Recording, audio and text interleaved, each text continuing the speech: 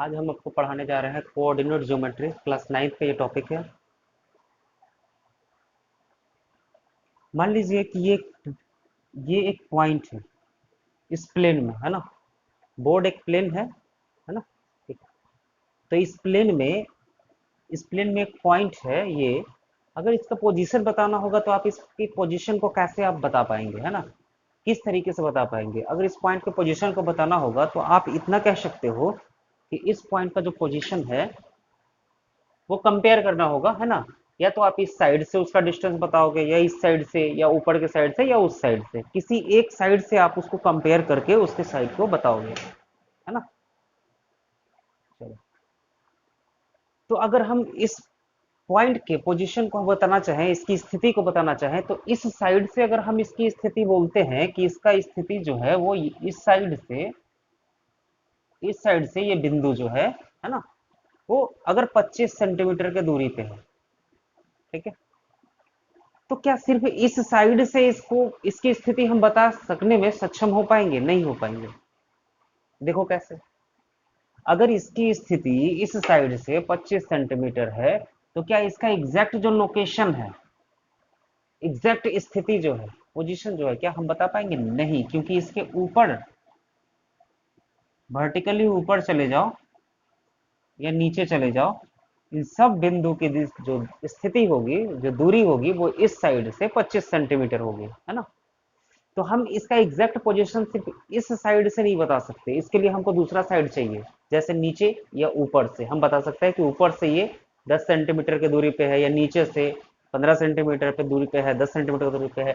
उस तरीके से हम पोजीशन बताएंगे। यानी इस पॉइंट की स्थिति को बताने के लिए एक इस साइड से, जैसे हमने तुलना करके बताया कि इस साइड से इतना दूर है, तो वैसे ही ऊपर से भी या नीचे से भी हमें बताना होगा कि इस पॉइंट की स्थिति क्या होगी, है ना।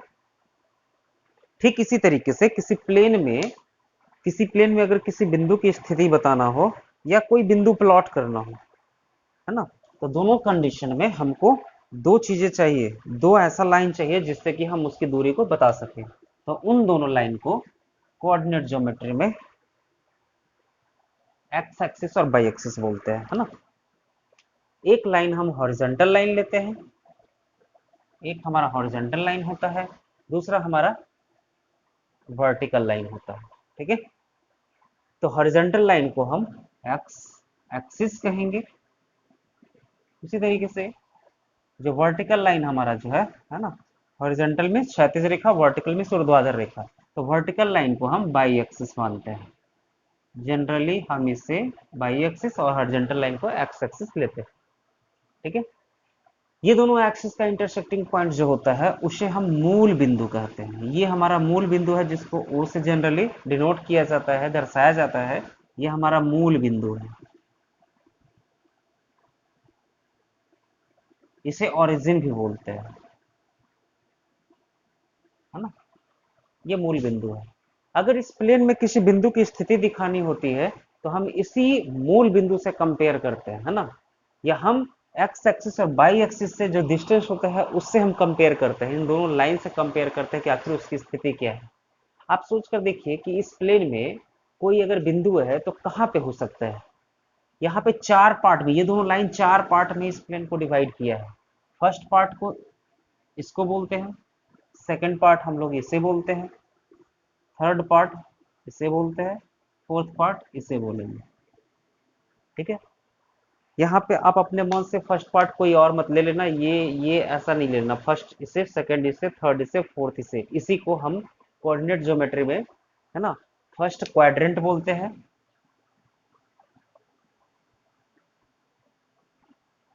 इसे सेकंड क्वाड्रेंट, इसे थर्ड क्वाड्रेंट और इसे फोर्थ क्वाड्रेंट बोलते हैं। मीन्स प्रथम चतुर्थांश, सेकंड, है ना, द्वितीय चतुर्थांश, तृतीय चतुर्थांश और चतुर्थ चतुर्थांश, है ना, इसे बोलते हैं।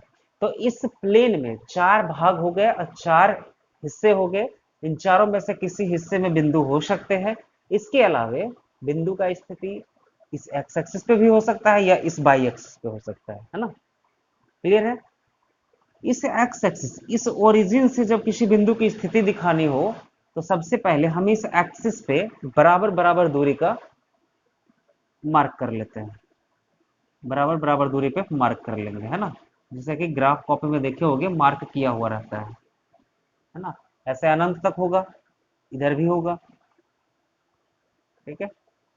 बराबर बराबर दूरी पे लेंगे, x x dash by by dash. वैसे ही ऊपर भी बराबर बराबर दूरी पे मार्क कर लेंगे। ये मार्क किया हुआ आपको मिलेगा ग्राफ कॉपी में, ठीक है। छोटे छोटे स्क्वायर होते हैं ग्राफ कॉपी में। ये अगर ये ओरिजिन है तो यहाँ से हम लोग कोई किसी भी चीज को स्टार्ट करते हैं, ओरिजिन से ही कोई चीज स्टार्ट होता है। तो यहाँ से एक्स एक्सिस पे, ये हमारा हॉरिजॉन्टल लाइन जो एक्स एक्सिस है, इस मूल बिंदु के राइट साइड हम लोग पॉजिटिव लेते हैं, है ना। राइट साइड पॉजिटिव लेते हैं और लेफ्ट साइड निगेटिव लेंगे। -1, -2, -3, -4, -5, -6। इस तरीके से ध्यान रहेगा, मूल बिंदु के राइट साइड एक्स पॉजिटिव और लेफ्ट साइड निगेटिव लेते हैं। वैसे ही ओरिजिन के ऊपर, है ना, बाई एक्सिस पे पॉजिटिव लेंगे और नीचे निगेटिव लेंगे। -1, -2, -3, -4, -5, -6, इस तरीके से लेते हैं, है ना। अब अगर इसमें कोई अगर बिंदु है, मान लो कि यहाँ पे कोई बिंदु है और इस बिंदु की स्थिति बतानी हो कि ये बिंदु का स्थिति क्या है, तो पहला तो फिगर देख करके हम बता सकते हैं। फिगर देख करके ध्यान रखना है, फिगर देख करके हम बता सकते हैं कि ये फर्स्ट क्वाड्रेंट में है।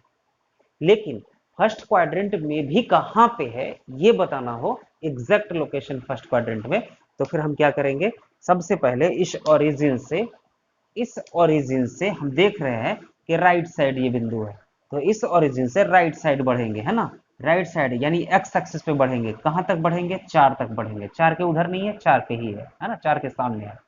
तो एक्स एक्सिस की तरफ इधर बढ़ेंगे 4 यूनिट, इसके आगे तो है नहीं, इसके बाद ऊपर है। तो यहाँ एक्स 4 चले हैं, तो यहाँ पे 4 लिखेंगे और यहाँ से फिर ऊपर जाना पड़ रहा है, नीचे जाने से तो मिलेगा नहीं, ऊपर है तो ऊपर जाएंगे। ऊपर देखो, ऊपर कितना दूर गए हैं,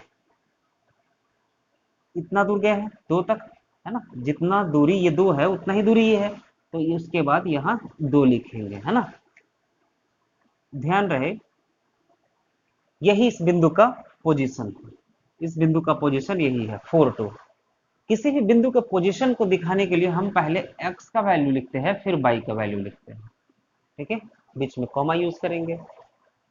ये हमारा 4 यूनिट x के तरफ है और 2 यूनिट y के तरफ है ना। ये दिखाता है कि 4 यूनिट पॉजिटिव x के तरफ और 2 यूनिट पॉजिटिव y के तरफ, मतलब ऊपर हम लोग जाएंगे तो ये बिंदु मिल जाएगा, है ना। ये पॉइंट मिलेगा P। ध्यान रहे कि ये जो x है इसे हम लोग एब्सिसा बोलते हैं और इसे ऑर्डिनेट बोलते हैं। हिंदी में इसे भुज और इसे कोटि बोलेंगे, ठीक है। तो यहाँ पे भुज हो गया 4 और कोटि हो गया 2, एब्सिसा हो गया 4 और ऑर्डिनेट हो गया 2, ठीक है। अब ध्यान से देखिए, है ना, अगर कोई प्लॉटिंग करना हो, कोई बिंदु को प्लॉट करना हो, जैसे अगर कोई क्वेश्चन दे दे -3 2 कहाँ होगा, है ना, फिर -4 -2 कहाँ होगा, फिर 3 -2 कहाँ होगा। अगर ये पॉइंट हमको दिखाना हो तो कैसे दिखाएंगे। ध्यान दीजिए, ये -3 2 है, तो -3 2 पॉइंट को अगर दिखाना हो, -3 2 को, तो -3 2 को दिखाने के लिए हम x के तरफ -3 जाएंगे। तो x -3 उधर तो नहीं है, इधर है, तो इधर -3 तक जाएंगे, है ना। यहाँ मिला -3, लेकिन सिर्फ -3 नहीं, बाई भी 2 चाहिए। यानी बाई 2 किधर मिलेगा, ऊपर जाने पे या नीचे जाने पे, ऊपर जाने पे मिलेगा। तो -3 तो हो गया और ऊपर जाएंगे 2 यूनिट, है ना। 2 यूनिट ऊपर जाएंगे और ऊपर 2 यूनिट जाने के बाद जो बिंदु मिलेगा वही बिंदु हमारा क्या होगा, -3 2, है ना। अगला जो बिंदु है, चलो इसे point A, point B, point C, ये हमारा पॉइंट ए हो गया। पॉइंट बी ध्यान से देखेंगे है मेरा -4 और -2, यानी x -4 यूनिट जाना होगा। तो -4 यूनिट यहां से चलेंगे इधर, -4 यूनिट, फिर -2 यूनिट। बाई है, बाई तो ऊपर या नीचे होता है, तो -2 जाना है तो नीचे जाना पड़ेगा। नीचे कितना जाएंगे, 2 यूनिट, 2 यूनिट, है ना। तो यही पॉइंट हमारा, पॉइंट बी जो होगा वो -4 -2 होगा, है ना। एक और पॉइंट है 3 और -2, पॉइंट सी जो है वो 3 -2 है। तो यहाँ ध्यान से देखो x क्या है, 3 है, मीन्स x 3 यूनिट हमें राइट साइड जाना होगा तब +3 मिलेगा, यहाँ तक, है ना। लेकिन 3 ही तो नहीं जाएंगे ना, बाई भी जाएंगे, बाई तो -2 है, तो बाई -2 के लिए हम ऊपर तो नहीं जा सकते, बाई निगेटिव नीचे होता है, बाई -2 लिया, बाई निगेटिव नीचे होता है, तो 2 यूनिट नीचे जाएंगे, है ना। और ये जो पॉइंट सी है यही हमारा 3 है और -2, है ना, 3 - 2। ये 4 पॉइंट हो गया, 3 पॉइंट को हमने प्लॉट किया, एक पॉइंट मैंने लिया था जिसका कोऑर्डिनेट निकालना था, है ना। अब यहाँ पे कुछ सोचने वाली जो बात है वो ये है कि हमारे पास 4 पॉइंट जो हमने लिए है वो चारों 4 क्वाड्रेंट में लिया है ना, 4 क्वाड्रेंट लिया है। चलो एक पॉइंट हम लेते हैं एक्स एक्सिस पे, ये पॉइंट, और इसका कोऑर्डिनेट बताने का कोशिश करते हैं। अगर इसका कोऑर्डिनेट लिखना होगा तो हमें पता है पहले x लिखते हैं फिर y लिखते हैं, है ना। तो x लिखने के लिए यहाँ 0 से, है ना, मूल बिंदु से O से, यहाँ से हम राइट साइड 6 यूनिट गए हैं x एक्सिस पे, तो 6 यूनिट हो गया x हमारा। अब y क्या होगा, ये पॉइंट जो है वो x एक्सिस के ना ऊपर नहीं है ना ही नीचे है। अगर ऊपर होता तब तो 1 2 3 4 लिखते, ये नीचे होता तो -1 -2 -3 4 लिखते, लेकिन ये ना ऊपर है ना नीचे है, सीधे एक्स एक्सिस पे है, इसका मतलब बाई ना पॉजिटिव होगा ना निगेटिव होगा, इसका मतलब है बाई 0 होगा, ठीक है। चलो एक उधर पॉइंट लिए हैं तो एक इधर लेकर के देखते हैं ना। ये पॉइंट एक्स तो -6 है, सीधा सा बात है -6 लिखेंगे, बाई क्या होगा, ना ऊपर है ना नीचे है, मीन्स 0, ठीक है। उसी तरीके से एक पॉइंट अगर इस लाइन पे हम लेते हैं तो ये क्या होगा, ध्यान से देखिए, इस पॉइंट का कोऑर्डिनेट जो होगा, यक्स क्या है, यक्स पहले समझते हैं। यक्स इस मूल बिंदु के उधर एक्स पॉजिटिव होता है, इधर निगेटिव होता है, लेकिन ये बिंदु जो है वो इस लाइन पे है, ना ही उधर है ना ही इधर है। तो इस लाइन पे कोई भी पॉइंट, चाहे वो पॉइंट हो या फिर ये पॉइंट हो या ये पॉइंट हो, इस लाइन पे सारे पॉइंट एक्स क्या होगा, 0 होगा, क्योंकि उधर उधर हमारा मिलता है पॉजिटिव एक्स, इधर मिलता है निगेटिव एक्स, तो एक्स तो यहाँ निगेटिव है नहीं, है ना, ना पॉजिटिव है, तो एक्स क्या मिलेगा, 0। यहाँ पे एक्स क्या मिलेगा, 0। यहाँ पे एक्स क्या मिलेगा, 0। अब बाई कितना मिलेगा, तो मूल बिंदु से ऊपर जाएंगे 4 यूनिट, तो यहाँ 4 हो गया बाई। यहाँ से मूल बिंदु से नीचे जाएंगे -4 यूनिट, तो -4।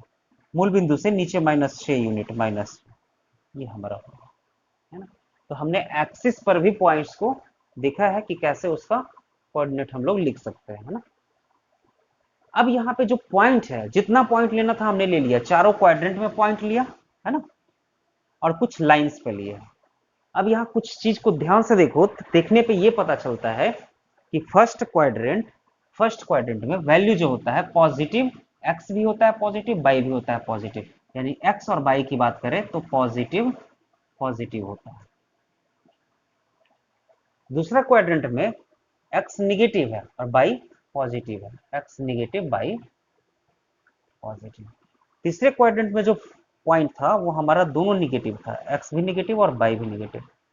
फोर्थ क्वाड्रेंट में हमारा एक्स पॉजिटिव था और बाई निगेटिव था, है ना, एक्स पॉजिटिव और बाई निगेटिव था। कुछ पॉइंट्स जो थे वो एक्स एक्सिस पे पॉइंट थे, एक्स एक्सिस पर का पॉइंट, एक्स का वैल्यू तो था, एक्स का वैल्यू कुछ था, है ना, एक्स एक्सिस पे वो वैल्यू था, वो एक्स तो कुछ था, लेकिन बाई क्या था, 0 था। वैसे ही अगर बाई एक्सिस पे देखें तो बाई एक्सिस का जो पॉइंट है वहां पे ध्यान से देखिए, बाई एक्सिस के जो पॉइंट है वो एक्स ऑलवेज 0 है, यहाँ 0 यहाँ 0 यहाँ 0, यानी बाई एक्सिस पे जो पॉइंट मिलेगा वो हमारा क्या मिलेगा, एक्स 0 मिलेगा और बाई कुछ वैल्यू मिलेगा, यानी 0 बाई होगा, है ना। एक्स एक्सिस पे एक्स 0 होगा और बाई एक्सिस पे 0 बाई होगा, यानी एक्स एक्सिस पे एक्स का वैल्यू तो होगा, एक्स एक्सिस पे एक्स का वैल्यू तो होगा, बाई का वैल्यू 0 होगा। वैसे ही बाई एक्सिस पे बाई का वैल्यू तो होगा लेकिन एक्स का वैल्यू 0 होगा, ठीक है। आई होप आप लोग को समझ में आया होगा ये। ध्यान से देखेंगे, इस ओरिजिन, ये जो हमारा चारों क्वाड्रेंट में जो वैल्यू आया है एक्स और बाई का, उसको ध्यान से समझते हैं, उसको रटना नहीं है, है ना। ये जो बाई एक्सिस है, बाई एक्सिस का राइट साइड एक्स पॉजिटिव होता है। राइट साइड में चाहे ऊपर हो या नीचे हो, दोनों में एक्स देखिए आप पॉजिटिव है ना, दोनों में एक्स पॉजिटिव है। और हम लोग जानते हैं कि इस वाई एक्सिस के लेफ्ट साइड एक्स निगेटिव होता है, तो यहां देखिए एक्स निगेटिव है, एक्स निगेटिव है, तो इसको रटना नहीं है ना। एक्स पॉजिटिव होगा इस लाइन के उधर, एक्स पॉजिटिव, इन दोनों में एक्स पॉजिटिव है, इधर निगेटिव इधर निगेटिव, चाहे ऊपर हो या नीचे हो, इस लाइन के लेफ्ट साइड ऊपर हो या नीचे हो, निगेटिव होगा एक्स, है ना। वैसे अगर बाई को देखें तो ये हमारा एक्स एक्सिस है, एक्स एक्सिस के ऊपर जो होता है बाई का वैल्यू पॉजिटिव होता है, बाई का वैल्यू पॉजिटिव होता है, देखिए बाई पॉजिटिव है, बाई पॉजिटिव है, ऊपर इसमें हो या इसमें हो, है ना, ऊपर जो होगा बाई पॉजिटिव होगा, वैसे ही नीचे क्या होगा, बाई निगेटिव होगा, बाई निगेटिव है, बाई निगेटिव है ना।